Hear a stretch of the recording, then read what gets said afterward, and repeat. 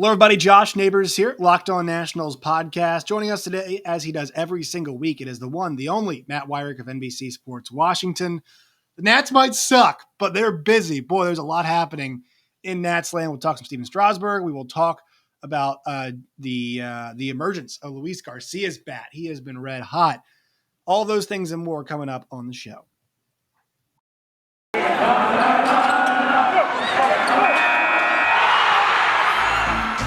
Locked On Nationals, your daily Washington Nationals podcast, part of the Locked On Podcast Network, your team every day.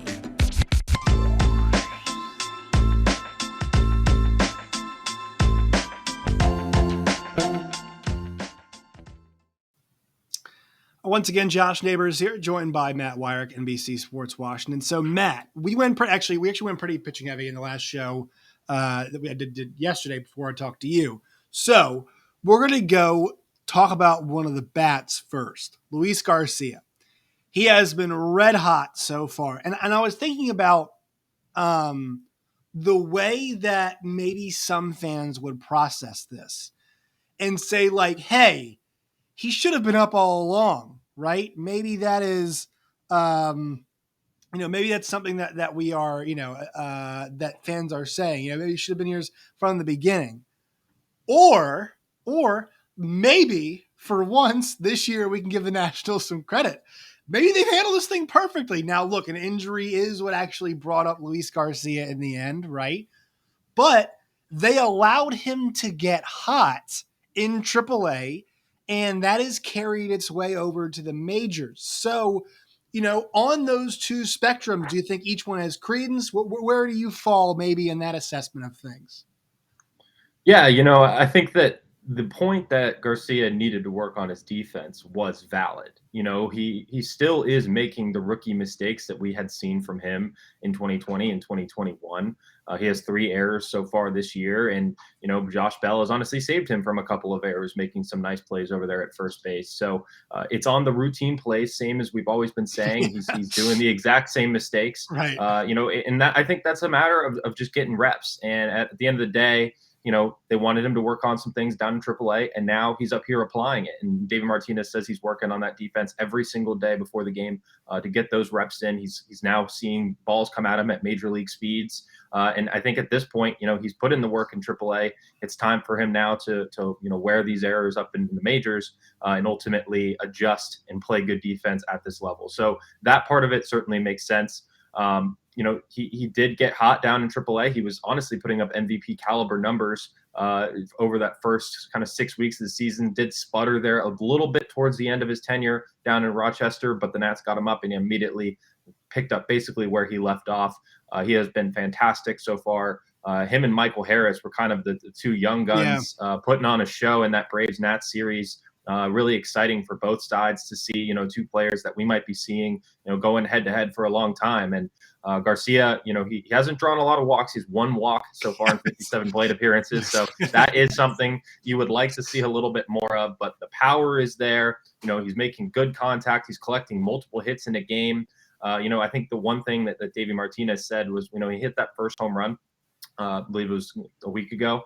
The next at bat afterwards, he was clearly trying to do it again and just swinging through these crazy pitches that, it was clear he was just trying to go yards. So, these are all things that you would expect of a player of Luis Garcia's age, somebody who hasn't gotten a ton of experience in the major leagues. As he gets adjusted, I think he'll finally come around and be somebody the Nationals can rely on offensively consistently. Yeah, the walk, he almost reminds me a little bit of Yadiel Hernandez. Like, he is up there trying to get something done, which we really appreciate. But, look, if we think this guy has a chance, and look, maybe he's not. Maybe he's not a guy who's a front of the lineup guy in the end. Maybe he is, this role where he's a back end guy who can hit for a little bit of power and just trying to make something happen in your 5 through 9 part of the lineup. But I would say, once again, only 22 years old, so we got to temper everything we were talking about here, But I would like to see him work on the walking thing. We do appreciate the aggression, but you think about Juan Soto, like what makes him so good is he'll hit the home run one at bat, and then the next at bat, he's fine taking the walk. Right? That's what makes him such a dangerous hitter and such a great hitter. And so I've always been like, even when he came up in 2020, I thought, okay, this kid can hit. Like I think he's going to be able to hit at the major league level. It's just about, okay, like we think you're going to be good. You got to now work on the finer points of being a hitter, much like, the finer points of being a major league fielder. Repetition, I think, for this kid. And I'm glad Dave Martinez said it. It needs to be at this point at the major league level. There's not a whole lot of reason for him to be down in AAA anymore, in my opinion. No, I mean, he actually played pretty good defense down in AAA. He got off to a really rough start to the season, had like 4 errors in 5 games, but then went a solid couple of weeks without an error and seemed to be making a lot of strides there. So now it's time for him to apply it at the major league level. He's 22 years old. These days that's pretty prime age for coming up as a prospect. Mm-hmm. He's not necessarily this super young kid anymore like he was back in 2020 and 2021. He's now been in AAA in multiple seasons as well. So, you don't want to, overcook a player by keeping him in AAA too long. You want to get him up, get him confident, get him, seeing different types of pitches, seeing different types of plays on defense. Plays that you can only really see at the major league level, because the talent disparity between AAA and the major leagues, it's the biggest jump of any, league you're going to make in your entire life. So this is where, you need to show that you can stay, and the Nationals now have an opportunity for him. And even once Alcides Escobar comes back, I don't think, especially if Garcia is hitting the way he is right now, I don't think there's any reason to put Escobar back in that starting lineup. Yeah, I'm with you on that one. Quick word from our sponsors. Today's show is brought to you by Athletic Greens. One scoop every day, my friends, in a cold glass of water will get your day started off right. It is friendly for keto, paleo, vegan, dairy-free, gluten-free. All of those diets are compatible with One Athletic Greens. It contains 1 less gram of sugar, no GMOs or nasty chemicals or artificial anything. To make it easy, Athletic Greens is going to give you 1 free year supply of immune-supporting vitamin D and 5 free travel packs with your first purchase. All you have to do is visit athleticgreens.com/MLB Network. Again, that is athleticgreens.com/MLB Network to take ownership over your health and pick up the ultimate daily nutritional insurance. All right, so Stephen Strasburg is really the big talk right now around the Nationals. This is, the diagnosis is he's got a rib fracture, I believe is the term, or it's the correct term. What is it again? It's that's a good question. I gotta pull that up. So my understanding was it was a rib fracture, which was caused by the surgery he had for thoracic outlet syndrome. Now, I've seen a couple diagnoses that say it could be as much as 3 to 6 months because it's all about resting the rib and becoming good to go again. What are you hearing? What has Dave Martinez said? I know Strasburg is going to go out to Los Angeles for another opinion. So it is a stress reaction of the second and third rib. Yes. Not a fracture. And not a fracture. But it does, as you said, it is something that stemmed from his thoracic outlet syndrome surgery and the recovery and rehab process and all that kind of stuff. So this is something that, that surgery has continued to rear its head. We don't yet know what the timetable is going to be for Strasburg. He is visiting a specialist this week, and we are going to get more of an update there. Whether surgery is going to be needed, whether he is going to be able to pitch again this year. It's all kind of up in the air at this point. It would be a real big blow to the Nationals if he once again, for the 3rd straight season, had to finish the year on the injured list with season-ending surgery. That would, especially after only making 1 start, I mean, this contract that Strasburg has could not be off to a worse start. So, the Nationals they're trying to be optimistic. Davey Martinez has always said that, he's an optimistic guy, and he's trying not to think that way. That was his quote when asked, is this grim news for you and things like that. So it's going to depend on what the doctors say, and, we'll have to kind of see what happens from there. Yeah, this, it's so difficult to deal with this, I'm sure, for him, for Nats fans. And it's not even like a contract where he can like try and live up to it, right? I mean, that's been completely stripped away from him. It's interesting because Patrick Corbin's on the team, and I know he gave him World Series, but like he clearly is not living up to the contract that he's currently on. Steven's not even getting that chance, and you have to imagine that is bugging somebody. And actually, I thought about this comparison. I want to know what you think, because Dave Martinez did say like he will pitch again, but I think this came across all of our minds of, hey, could he, at some point call it quits, right? Because just like it gets a certain point. Andrew Luck actually came into my mind, Matt. I want to know what you thought about that. Somebody who is a really incredible competitor, former number one pick, had a lot of success, but was injured so much, and really at one point just said, like, you know what? I don't need this anymore. I don't need this at all. I'm not pretending to know Stephen at all, but I feel like we're seeing, a situation like that's on the table for him because, man, credit to him. I'm not sure I'd be able to come back from recovery this many times already, and he might be looking at another one. So, Yeah, I think that Strasburg is determined to pitch. He was really pumped to be back on the team. I know when we first talked to him, when he got back from West Palm Beach about a week or so before he made his return, he was all smiles, seemed really excited to be back with the squad. Really, somebody who's kind of reserved at times. He was showing emotion. He seemed to be really pumped, and this was what he wanted to do. And all indications from Davey Martinez and Ryan Zimmerman on the Junkies this morning seemed to say that he wants to get back out there more than anything. That's his biggest priority. Andrew Luck. I think the big thing about him was, he had a lot of interest outside football. Stanford man, he learned guy. Somebody who world traveler, wanted to go and do and see things that weren't just football. Whereas I think baseball is, I don't want to say more important to Strasburg than football was to Luck, but certainly more central to his goals as a person. To get back on the field, to be that guy for the Nationals, to live up to this contract. I don't think he's just trying to be out here collecting paychecks. No. He wants, I think he wants to be out there and prove that this contract wasn't signed in jest, that this is something that, he can, like you said, maybe he isn't able to live up to the full worth of the deal, but certainly still able to give the Nationals some value and be a piece for them as they attempt to go through this rebuild. Because as I wrote in my column the other day, Strasburg is so important to this team and their chances of making this rebuild quicker than, they'd like maybe these other rebuilds have been.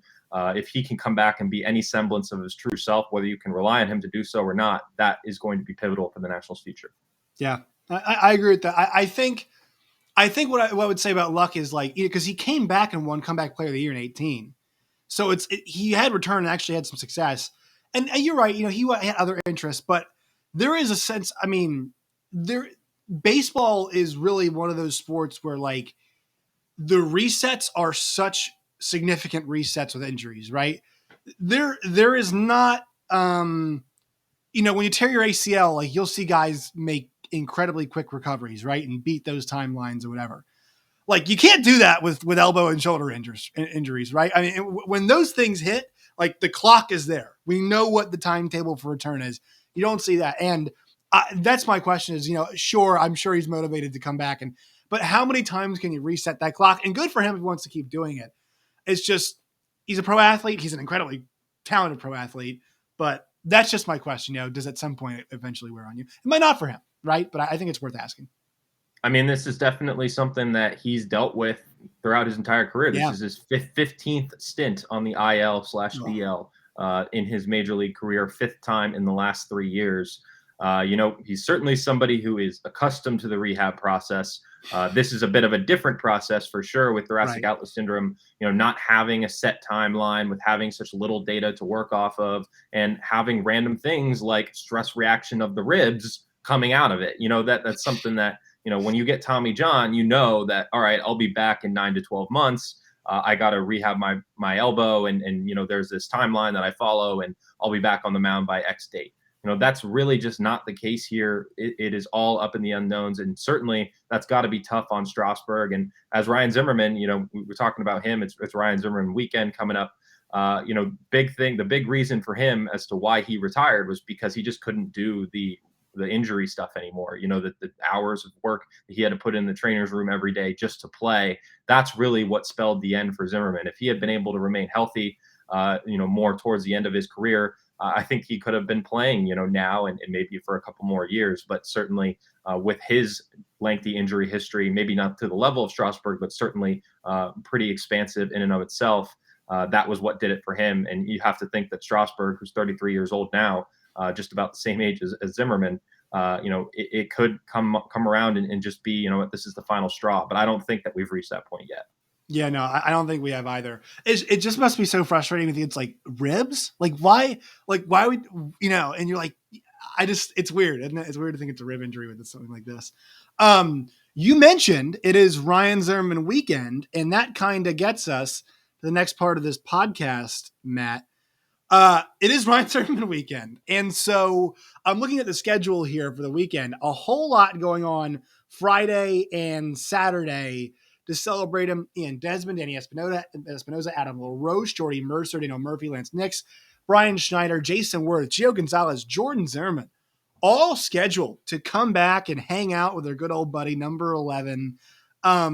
This is one of those things in a season like this. And I don't mean to, I'm not a PR guy. I'm not trying to pump the Nationals up, be like, this is fantastic, love this. But like, this is one of those weekends where it's like, okay, we don't have to fully focus on the product in the field. We can kind of enjoy something else. Yeah, not to mention that Bryce Harper and Kyle Schwarber, former teammates, that's right. will be here as well. Yeah. So since they're playing the Phillies, perfect time. They got a doubleheader tomorrow, and then the ceremony will be before the game Saturday, where they'll unveil, I'm assuming, his name up on the stadium facade. They'll retire his number officially, be the first player in Nationals history to have their number retired. And I can't think of a player, better suited to be the first player to have their number retired than Mr. National, Ryan Zimmerman, their first draft pick in team history, the player who through the down years of the early, late 2000 Nationals was the reason that fans were coming to games. In the same way that Juan Soto is the reason that a lot of fans come to games these days, Ryan Zimmerman was that, for me included, as a kid growing up in the Northern Virginia area. I was wearing number 11 on all my jerseys as a kid. He was my favorite player, had his jersey, his baseball cards, all that kind of stuff. I grew up watching this guy, and he has just embodied what the Nationals have tried to do and tried to instill as a culture. He's a leader who didn't maybe, who wasn't a rah-rah guy, wasn't somebody who was going to stand up on a table and get the guys going, but more was a leader by example, somebody that the young guys could model their games after. And I'm excited to see his number retired and officially, have his career kind of put a bow on it. But certainly it is weird still going out there and not seeing number 11 in the dugout and on the field. You see him on TV though, which is nice. We talked about what he might do. Now I'm glad he's found his little niche there with Dan Kolko on television. So I agree with everything that you said, and I think the big thing. I was actually listening the other day to the radio when the Nationals were playing the Mets.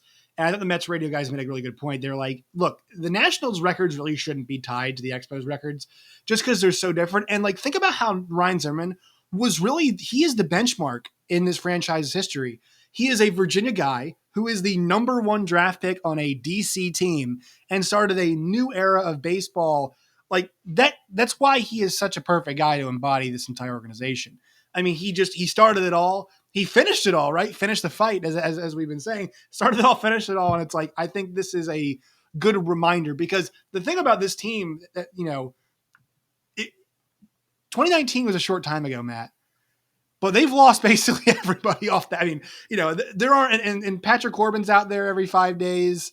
Eric Fetty's out there every 5 days right now, but really not a whole lot left from that team. Soto and Robles, but the remnants are gone. So to have a little bit of piece of that this weekend, I think will be nice too. Yeah. I think that we have kind of had a little bit of, player return fatigue this year with like Trey Turner, making his return, them playing Anthony Rendon for the first time.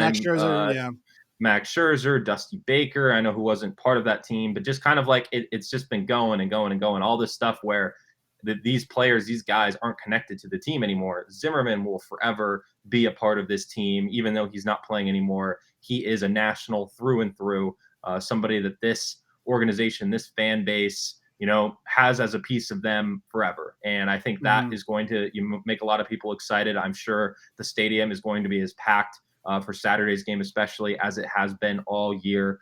So it's going to be an exciting weekend for the Nationals, a great ceremony and a well-deserved honor for one of the most important players to ever come to DC.